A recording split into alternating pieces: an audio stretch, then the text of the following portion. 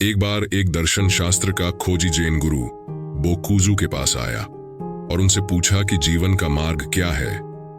बोकुजू सामने वाली पहाड़ियों की तरफ इशारा करते हुए बोले कि ये पहाड़ियां कितनी सुंदर हैं। उस व्यक्ति को ऐसा प्रतीत हुआ कि शायद बोकुजू ने उसके प्रश्न को नहीं सुना। उसने फिर से वही प्रश्न पूछा। बोकुजू ने फिर से वही जवाब दिया। अब भ्रम का कोई सवाल नहीं रहा। निराश होकर वह व्यक्ति वहां से जाने लगा। बोकुजू जोर से ठहाके लगाकर हंसने लगे। पास में बैठे एक शिष्य ने बोकुजू से पूछा, गुरुजी, उस व्यक्ति ने जरूर आपको पागल समझा होगा। बोकुजू ने बोला, निश्चय ही हम दोनों में से कोई एक पागल है। आप उस मार्ग के बारे में नहीं पूछ सकते जिस पर आपको चलना है। ये पहले से बना बनाया नहीं होता है। जैसे जैसे आप अपने मार्ग पर चलते जाते हैं वैसे वैसे इसकी खोज होते जाती है। ये किसी राजपथ की तरह नहीं है जो आपका इंतजार करे और कहे कि आओ और मेरे साथ चलो। ऐसा कोई मार्ग नहीं है। यदि ऐसा होता तो सभी लोग इसे बहुत पहले ही तय कर चुके होते। जीवन का मार्ग मकड़ी के जाले की तरह होता है। यह आपसे पैदा होता है, आप इसका निर्माण करते हैं, फिर इस पर चलते हैं और जितना चलते जाते हैं उतना ही इसका निर्माण हुए चला जाता है। और ये मार्ग आपके जाने के बाद आपके साथ ही नष्ट भी हो जाता है। इसी कारण आपके मार्ग पर कोई और नहीं चल सकता है, ना ही कोई आपके मार्ग को उधार ले सकता है। शिष्य पूछता है कि गुरुजी, यह बात तो मुझे समझ में आ गई, परंतु आपने सामने वाली पहाड़ियों के बारे में क्यों बात किया? बोकुजू ने शिष्य के प्रश्न का उत्तर दिया, जब तक आप सामने वाली पहाड़ियों को पार नहीं कर पाते हैं तब तक आपको मार्ग नहीं मिल सकता है। मार्ग पहाड़ियों के बाद ही मौजूद है, लेकिन ये पहाड़ियां इतनी सुंदर एवं मनमोहक हैं कि आप इनकी सुंदरता में ही खो जाते हैं। फिर कोई इसे पार नहीं करना चाहता। एक सद्गुरु, सच्चा गुरु आपके प्रश्नों का उत्तर आपके अनुसार नहीं देता है। वह वहां चोट पहुंचाता है जहां जरूरत होती है। वह आपके तरीकों से, आपके प्रश्नों से चितित नहीं होता है। वह अपने अनुसार ही उत्तर देता है। उसको इससे मतलब नहीं होता है कि आपके प्रश्न उचित एवं प्रासंगिक हैं कि नहीं। उसके लिए केवल आप प्रासंगिक हैं, आपके प्रश्न नहीं। वह आपकी तरफ देखता है और जहां जरूरत है वहां चोट पहुंचाता है। जैसे एक कुम्हार घड़ा बनाते समय अंदर से तो थोड़ा सहारा देता है, लेकिन बाहर से निरंतर चोट पहुंचाता रहता है। वह कभी इस बात पर ध्यान भी नहीं देता है कि घड़ा क्या चाहता है या फिर घड़े की क्या मांग है। यहाँ पर एक बहुत ही महत्वपूर्ण ध्यान देने वाली बात यह है कि सद्गुरु भी आपको मार्ग नहीं बता सकता। वह केवल इंगित कर सकता है, केवल इशारे कर सकता है कि मार्ग की दिशा इस तरफ है, और साथ ही वह यह विश्वास भी दिलाता है कि मैं उस गंतव्य स्थल तक पहुंचा हूं तो तुम भी वहां तक पहुंच सकते हो। आपको अपने पथ का निर्माण तो खुद से ही करना पड़ेगा। कोई दूसरा आपको मार्ग नहीं दे सकता, चाहे वह दूसरा व्यक्ति कृष्ण हो, बुद्ध हो, महावीर हो या फिर सुकरात। इसका कोई और दूसरा उपाय ही नहीं है। आप खुद ही अपने जीवन के कुम्हार हैं। जब हम जीवन के मार्ग की खोज करते हैं तब हम बिल्कुल अकेले होते हैं। इस यात्रा के दौरान हमें माता पिता, भाई बहन, पति पत्नी एवं तमाम मित्र मिलेंगे, लेकिन कोई आपके लिए जीवन का सत्य लाकर नहीं दे सकता है। यह बिल्कुल ही व्यक्तिगत अनुभव होता है। इसी वजह से बुद्ध हमेशा यह जोर देकर कहते हैं कि तुम मेरी बात का भी यकीन नहीं करना। मेरी बातों को कंठस्थ मत करना, उसे समझना, उस पर विचार करना, और यदि तुम्हारे अनुभवों की कसौटी पर बिल्कुल ठीक बैठे तो ही यकीन करना। यहां तक कि उन्होंने कहा कि यदि जीवन की खोज पर मैं भी सामने आ जाऊं तो तुम अपनी तलवार निकालना और मुझे 2 टुकड़ों में काट देना। इसका यह मतलब नहीं है कि बुद्ध के शरीर को 2 टुकड़ों में करना है। इसका सीधा सा मतलब यह है कि यदि बुद्ध की विचारधारा, बुद्ध के अनुभव आपके सत्य के मार्ग पर कहीं अड़चन बन रहे हो तो उसको तुरंत नष्ट कर देना है, तुरंत नकार देना है और आगे बढ़ जाना है। किसी भी भांति का अंधा विश्वास नहीं करना है। एक छोटे से उदाहरण से मेरी बात और स्पष्ट हो जाएगी। मान लीजिए कि आपको साइकिल चलाना सीखना है। अब इसके लिए आप दुनिया के सर्वश्रेष्ठ साइकिल चलाने वाले व्यक्ति से राय परामर्श ले लें। साइकिल एवं उसके चलाने से संबंधित सर्वश्रेष्ठ किताब पढ़ लें। आप अपने माता पिता, भाई बंधु, सगे संबंधी एवं तमाम मित्रों, यहाँ तक कि संसार के सभी लोगों को भी साइकिल चलाते देख लें, तब भी आप साइकिल नहीं चला पाएंगे। साइकिल चलाना सीखने के लिए आपको उसको खुद ही चला करके नितांत अपने ही अनुभवों से गुजरना होगा। इस दौरान कुछ चोटें भी खानी पड़ सकती हैं। निश्चय ही आपको दूसरों से कुछ जानकारियां मिल जाती हैं, कुछ सावधानियां बरतने के बारे में पता चल जाता है, लेकिन आप अपने अनुभवों से ही साइकिल चलाना सीख पाते हैं। इसी भांति आप बुद्ध से यह जरूर सीख जाते हैं कि जीवन के सत्य के मार्ग को जरूर खोजा जा सकता है, और यदि एक मनुष्य ने खोजा है तो आपको क्यों नहीं मिल सकता है।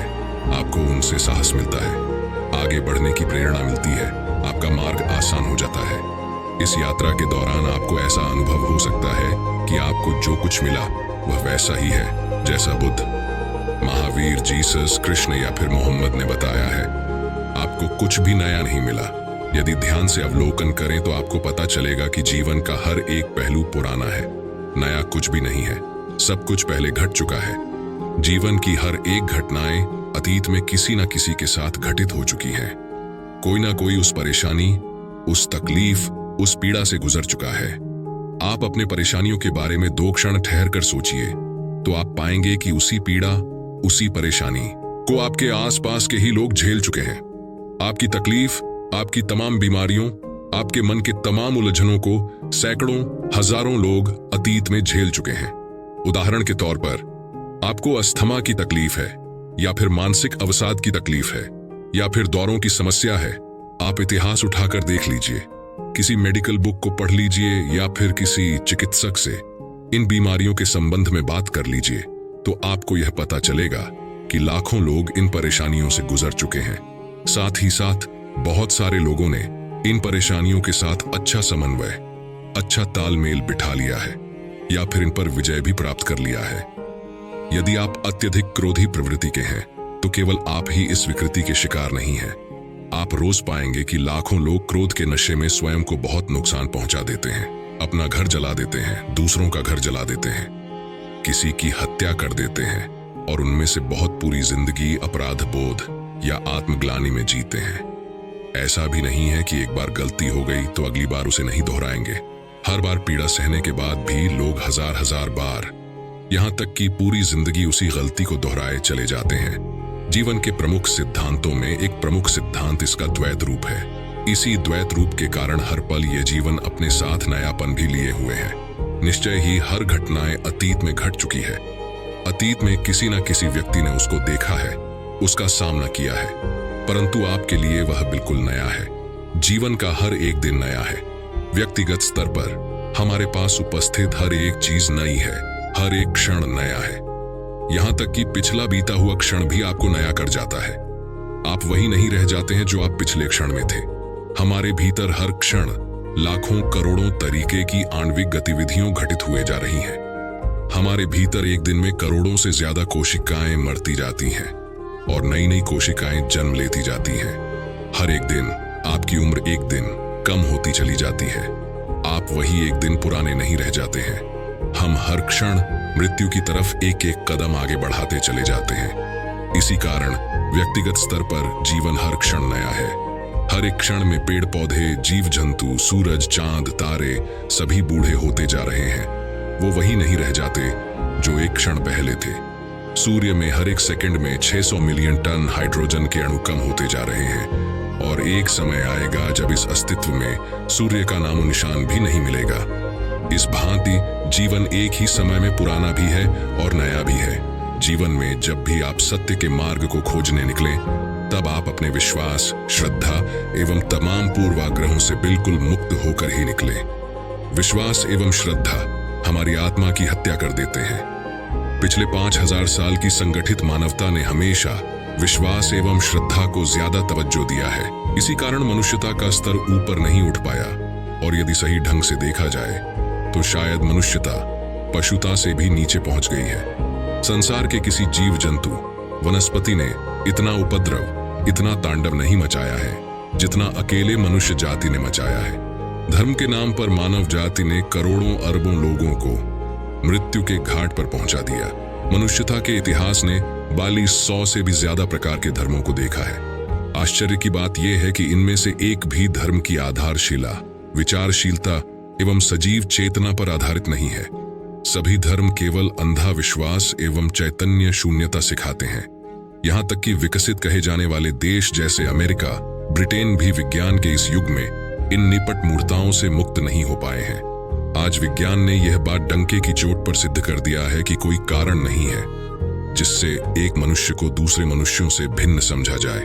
जो भिन्नताएं हमें रंग रूप के स्तर पर दिखाई पड़ती हैं, वो हमारी शरीर की कोशिकाओं के भीतर उपस्थित वंशाणुओं, जीन के परिवर्तनशील अभिव्यक्ति के कारण होती हैं। यदि आपके वंशाणुओं में उसी भांति के परिवर्तन किए जाए तो आपका भी रंग रूप परिवर्तित किया जा सकता है, और विज्ञान यह परिवर्तन कर पाने में बहुत हद तक सफल भी हो चुका है।